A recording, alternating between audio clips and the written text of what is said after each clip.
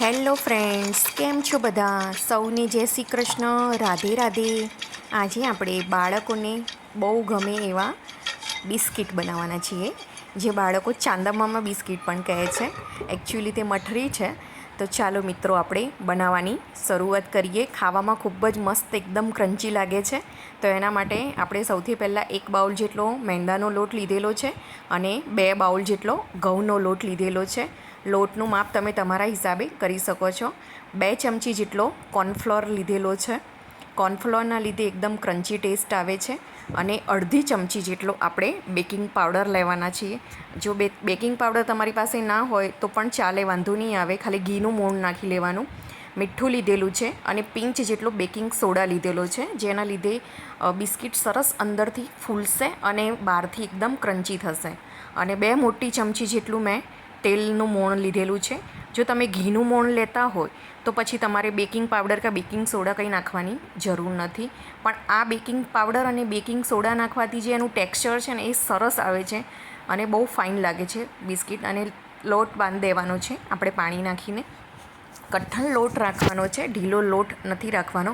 અને આવી રીતે 2 થી 3 મિનિટ માટે મસળી લેવાનો છે અને 15 મિનિટ માટે એને રેસ્ટ આપી દેવાનો છે. હવે લોટને આપણે રેસ્ટ કરવા મૂકેલો છે, ત્યાં સુધીમાં આપણે સ્પ્રિંકલ કરવા માટેનો મસાલો બનાવી દઈએ. તો એના માટે આમચૂર પાવડર 1 ચમચી છે, 1 ચમચી કાળા મરી છે, 1 ચમચી લાલ મરચું પાવડર છે, જીરું પાવડર છે 1 ચમચી જેટલું, 1 ચમચી જેટલી ખાંડ છે અને 1 ચમચી જેટલો ચાટ મસાલો છે.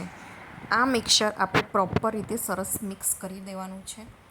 આ મિક્સરનો ટેસ્ટ મસાલા તરીકે ખૂબ જ સરસ લાગે છે ઉપર સ્પ્રિંકલ કરવાથી. તો આપણો મસાલો રેડી થઈ ગયો છે. હવે આપણો લોટને 15-20 મિનિટ માટે આપણે રેસ્ટ કરવા માટે મૂકી દીધેલો હતો. તો હવે એમાંથી આપણે લુવા કરી લેવાના છે. લગભગ 5 થી 6 જેટલા લુવા થઈ જશે આટલા લોટમાંથી. હવે સરસ રીતે આપણે એને વણી કાઢવાના છે. વણવા માટે એની જે થિકનેસ છે એને 1/2 ઇંચ જેટલી રાખવાની છે. 1/2 ઇંચ કરતાં થોડીક ઓછી રાખવાની છે. એકદમ પતલા નથી કરી દેવાના કે એકદમ જાડા પણ નથી કરી દેવાના. આ રીતે સરસ આપણે રોટલીઓ વણીએ એવી રીતે વણી લેવાનું છે. થોડો લોટ નાખીને વણી લેશો તો સરસ ફટાફટ વણાઈ જશે. આ ટાઈપની આપણે થિકનેસ રાખવાની છે, બહુ જાડી પણ નહીં અને મોટી પણ નહીં. હવે આ રોટલીમાંથી તમે કોઈ પણ શેપ આપી શકો છો. પણ અત્યારે આપણે બાળકોને ગમે એવો ચાંદામામાનો શેપ આપવાનો છે.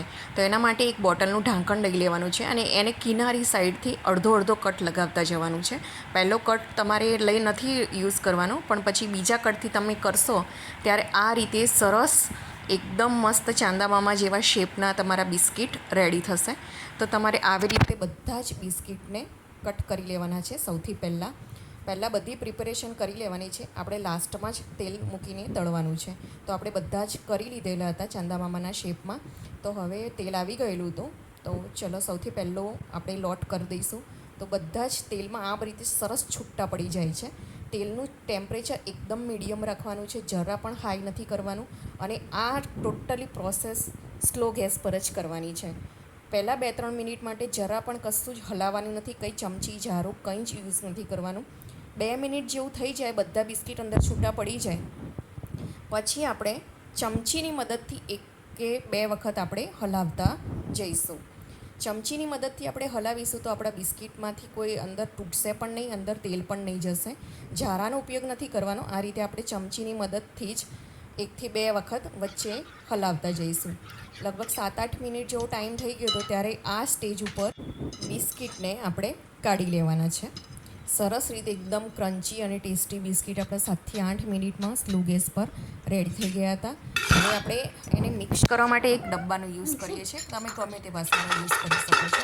અને આ જે મસાલો આપણે જે બનાવેલો એ અત્યારે ગરમના ગરમ બિસ્કિટમાં આપણે નાખી દેવાનો છે. તો જ એના ઉપર બધો સરસ રીતે મસાલો એમાં ચોંટી જશે. અને હવે આપણે જે બીજા બધા બિસ્કિટને આપણે જે શેપમાં રાખેલા હતા ચાંદામામાના, એને આપણે હવે અત્યારે બધા તળી લઈશું. ટોટલ મારે 3 બેચમાં બધા જ બિસ્કિટ આવી રીતે તળાઈ ગયા હતા. 3 વાટકી જેટલો લોટ હતો તો 3 બેચમાં બિસ્કિટ આપણા રેડી આવી રીતે તળાઈ ગયા હતા. તો વારા પરથી જેમ તમે તળતા જાઓ એમ એના ઉપર કોટિંગનો મસાલો કરતા જવાનું છે. આ રીતે સરસ રીતે મસાલો બધા જ બિસ્કિટોમાં લાગી જશે. આમ આ રેસીપી એકદમ ઇઝી છે બનાવવાની, અને તમે એકવાર બનાવી જોજો. તમારા બાળકોને ખરેખર ખૂબ મજા આવશે. એ ફરીથી પણ કહેશે કે તમે મને આ બિસ્કિટ બની આપો.